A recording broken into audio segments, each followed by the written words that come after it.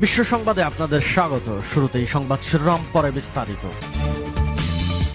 দখলদার ইসরায়েলি বাহিনী এবং ফিলিস্তিন পুরোদমে যুদ্ধ চলছে, জানিয়ে দেব হাতে থাকা সর্বশেষ আপডেট আন্তর্জাতিক সংবাদ। প্রথমেই সংবাদ শিরোনাম, প্রথমেই জানিয়ে দেব ইসরায়েলগামী সকল জাহাজে হামলার হুমকি হাউসিদের। এরপর জানিয়ে দেব ইসরায়েল ও হামাসকে যুদ্ধবিরতি চুক্তিতে পৌঁছানোর আহ্বান জাতিসংঘের। এদিকে প্রথমবারের মতো চাঁদে স্যাটেলাইট পাঠালো পাকিস্তান। এরপর জানিয়ে দেব গাজায় আগ্রাসন, বিক্ষোভ ছড়িয়ে পড়েছে অস্ট্রেলিয়ার একাধিক বিশ্ববিদ্যালয়ে। আরও জানিয়ে দেব আন্তর্জাতিক অপরাধ আদালতকে হুমকি দিচ্ছে ইসরায়েল। সর্বশেষ জানিয়ে দেব ইউক্রেন রাশিয়া সংঘাতে ঘি ঢাললেন ডেভিড ক্যামেরন, বাড়ছে ভয়ঙ্কর কিছু শঙ্কা। এতক্ষণ শুনছিলেন সংবাদ শিরোনাম, এবারে বিস্তারিত। তবে অনুরোধ থাকবে ভিডিওটিতে একটি লাইক করবেন এবং কমেন্ট করে জানিয়ে দেবেন ইসরায়েল এবং ফিলিস্তিন যুদ্ধ নিয়ে আপনার মূল্যবান মন্তব্য। ইসরায়েলগামী সকল জাহাজে হামলার হুমকি হাউসিদের। ইসরায়েলগামী সকল জাহাজে হামলার হুমকি দিয়েছে ইয়েমেনের ইরান সমর্থিত বিদ্রোহী গোষ্ঠী হাউসি। শুক্রবার ৩ মে দলটির সামরিক মুখপাত্র ইয়াহিয়া সারি এক টেলিভিশন বক্তৃতায় এ ঘোষণা দেন। আল জাজিরার খবরে বলা হয়েছে, দক্ষিণ গাজার শহর রাফায় ইসরায়েলি বাহিনীর স্থল অভিযানের ঘোষণা আসতেই পাল্টা হুমকি দিয়েছে হাউসি সম্প্রদায়। দলটির সামরিক মুখপাত্র ইয়াহিয়া সারি এক টেলিভিশন বক্তৃতায় বলেন, ভূমধ্যসাগর দিয়ে ইসরায়েলি বন্দরের দিকে যাওয়া যে কোনো জাহাজ আমাদের লক্ষ্যবস্তুতে পরিণত হবে। সম্প্রচারের পর থেকেই এই ঘোষণা কার্যকর হবে, আর আমাদের অস্ত্রগুলো যে কোনো অঞ্চলে হামলা করতে সক্ষম। তিনি আরো বলেন, স্থায়ী যুদ্ধবিরতিতে পৌঁছাতে না পারাটাও ইসরায়েলগামী জাহাজগুলোতে হামলা চালানোর আরেকটি কারণ। গাজায় ইসরায়েলি বাহিনীর আগ্রাসন বন্ধ না করা পর্যন্ত ও গাজা উপত্যকায় ফিলিস্তিনি জনগণের উপর অবরোধ প্রত্যাহার না হওয়া পর্যন্ত আমাদের হামলা অব্যাহত থাকবে ও ক্রমেই বাড়তে থাকবে। ইসরায়েল ও হামাসকে যুদ্ধবিরতি চুক্তিতে পৌঁছানোর আহ্বান জাতিসংঘের। জাতিসংঘ মহাসচিব অ্যান্তনিও গুতেরেস গাজা উপত্যকায় যুদ্ধবিরতির আহ্বান পুনর্ব্যক্ত করেছেন।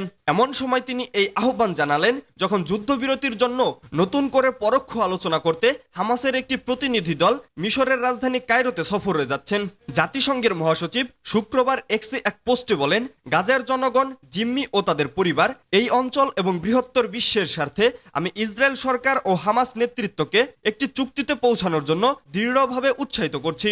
মিশরের একটি নিরাপত্তা সূত্র ও কায়রো বিমানবন্দরের ৩টি সূত্রের বরাত দিয়ে বার্তা সংস্থা রয়টার্স জানিয়েছে, সিআইএ পরিচালক উইলিয়াম বার্নার্স বৈঠকের জন্য কায়রোতে পৌঁছেছে। ইসরায়েল ও হামাসের মধ্যে গাজায় যুদ্ধবিরতি ও বন্দী মুক্তির জন্য একটি চুক্তিতে পৌঁছানোর মধ্যস্থতা প্রচেষ্টার নেতৃত্ব দিচ্ছে মিশর, কাতার ও মার্কিন যুক্তরাষ্ট্র। একদিন আগে হামাস প্রধান ইসমাইল হানিয়া বলেন, যুদ্ধবিরতির জন্য ইসরায়েলের সর্বোচ্চ প্রস্তাব নিয়ে তিনি মিশর ও কাতারের মধ্যস্থতাকারীদের সঙ্গে আলোচনা করেছেন। বৃহস্পতিবার হামাস নিশ্চিত করেছে, গাজার বিরুদ্ধে যুদ্ধ অবসানের লক্ষ্যে আগামী দিনগুলোতে আলোচনা অনুষ্ঠিত হবে। চলতি সপ্তাহে ফিলিস্তিনি গোষ্ঠীটি জানিয়েছে তারা ইসরায়েলের সর্বশেষ প্রস্তাব পেয়েছে এবং জবাব দেওয়ার আগে তা খতিয়ে দেখবে।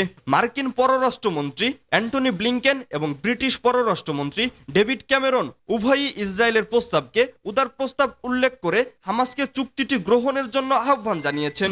ইসরায়েলের প্রস্তাবে রয়েছে ফিলিস্তিনি বন্দি বিনিময়ে কয়েক ডজন ইসরায়েলি বন্দি বিনিময় এবং 40 দিনের জন্য লড়াই বন্ধ রাখা। খবর আল জাজিরার। প্রথমবারের মতো চাঁদে স্যাটেলাইট পাঠালো পাকিস্তান। পাকিস্তান প্রথমবারের মতো চাঁদে স্যাটেলাইট পাঠিয়েছে। এই অভিযানে সহায়তা করেছে চীন। পাকিস্তান এই অভিযানের নাম দিয়েছে আইকিবকিউ। শুক্রবার চীনের হাইয়ান থেকে স্যাটেলাইটটি উৎক্ষেপণ করা হয়েছে। পাকিস্তানের ইনস্টিটিউট অব স্পেস টেকনোলজির ওয়েবসাইট ও চীনের রাষ্ট্রীয় টেলিভিশনে উৎক্ষেপণ কার্যক্রম সরাসরি সম্প্রচার করা হয়। উৎক্ষেপণের পর দেশবাসী ও বিজ্ঞানীদের শুভেচ্ছা জানিয়েছেন পাকিস্তানের প্রধানমন্ত্রী শাহবাজ শরীফ।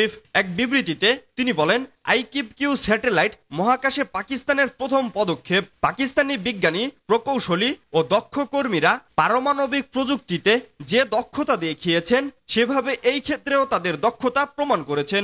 তিনি আইএসটির কোর কমিটি ডক্টর খুরমুর খুরশিদ, সুপারকো দলের সকল সদস্য এবং এই প্রকল্পে অংশগ্রহণকারী সকলের প্রতি শুভেচ্ছা জানান। আইএসটির কোর কমিটির সদস্য ডক্টর খুরমুর খুরশিদ জিও নিউজকে বলেছেন, পাকিস্তানের স্যাটেলাইট 5 দিনের মধ্যে চাঁদের কক্ষপথে পৌঁছে যাবে এবং 3 থেকে 6 মাসের জন্য চাঁদের চারিদিকে প্রদক্ষিণ করবে। চীনের ল্যাংমার্স 5 রকেটের মাধ্যমে এই মিশন পরিচালিত হচ্ছে। তিনি আরো বলেন, স্যাটেলাইটের সাহায্যে চাঁদের পৃষ্ঠের বিভিন্ন ছবি তোলা হবে। এরপর গবেষণার জন্য পাকিস্তানের নিজস্ব স্যাটেলাইট ছবি থাকবে। আইএসটি চীনের সাংহাই ইউনিভার্সিটি ও পাকিস্তানের জাতীয় মহাকাশ সংস্থা সুপারকোর সহযোগিতায় স্যাটেলাইটটি ডিজাইন ও তৈরি করা হয়েছে। খবর জিও নিউজ ও ডনের। গাজায় আগ্রাসন, বিক্ষোভ ছড়িয়ে পড়েছে অস্ট্রেলিয়ার একাধিক বিশ্ববিদ্যালয়ে। গাজায় গণহত্যা বন্ধ ও অবিলম্বে যুদ্ধবিরতির দাবিতে ইসরায়েল বিরোধী বিক্ষোভ শুরু করেছেন যুক্তরাষ্ট্রের পর এবার অস্ট্রেলিয়ার শীর্ষস্থানীয় বিশ্ববিদ্যালয়গুলোর শিক্ষার্থীরা। শুক্রবার দেশটির সিডনি বিশ্ববিদ্যালয়ে তাঁবু গেড়ে অবস্থান নেন বেশ কয়েকজন শিক্ষার্থী। সে সময় তারা যুক্তরাষ্ট্রের বিশ্ববিদ্যালয়গুলোতে চলমান আন্দোলনের সঙ্গে একাত্মতা প্রকাশ করেন। পাশাপাশি ইসরায়েলের সঙ্গে সম্পর্কযুক্ত সংস্থাগুলো থেকে সিডনি বিশ্ববিদ্যালয়কে বিচ্ছিন্ন করার দাবি তোলেন তারা। এছাড়া বিক্ষোভকারীদের অস্ট্রেলিয়ার প্রধানমন্ত্রী অ্যান্টনি আলবানিজ ও তার সরকারের বিরুদ্ধে স্লোগান দিতে দেখা যায়। তাদের অভিযোগ, অস্ট্রেলিয়ার সরকার গাজায় শান্তি প্রতিষ্ঠার জন্য চেষ্টা করেনি। খবর বার্তা সংস্থা রয়টার্সের। রয়টার্স বলছে, সিডনির মতো মেলবোর্ন, ক্যানবোর সহ অস্ট্রেলিয়ার অন্যান্য শহরের বিশ্ববিদ্যালয়গুলোতেও একই ধরনের বিক্ষোভ শুরু হয়েছে। সেসব বিশ্ববিদ্যালয় ক্যাম্পাসেও তাঁবু গেড়ে ফিলিস্তিনিদের পক্ষে ও যুদ্ধ থামানোর দাবি নিয়ে আন্দোলন চলছে। তবে এমন পরিস্থিতিতে বিশ্ববিদ্যালয়ের ইহুদি শিক্ষার্থীরা নিজেদের অনিরাপদ মনে করছেন। সিডনি বিশ্ববিদ্যালয়ের বিক্ষোভ থেকে কয়েকশো মিটার দূরে এবং ইসরায়েলি পতাকার নিচে জড়ো হয়ে বক্তারা বলছেন, ফিলিস্তিনপন্থী বিক্ষোভের কারণে ইহুদি ছাত্র এবং কর্মীরা ক্যাম্পাসে অনিরাপদ বোধ করছেন। এ বিষয়ে সিডনি বিশ্ববিদ্যালয়ের ভাইস চ্যান্সেলর মার্ক স্কট বৃহস্পতিবার স্থানীয় গণমাধ্যমে বলেছেন, ফিলিস্তিনপন্থী বিক্ষোভ আংশিকভাবে ক্যাম্পাসে থাকতে পারে, কারণ যুক্তরাষ্ট্রে এ ধরনের বিক্ষোভে সহিংসতা দেখা যায়নি।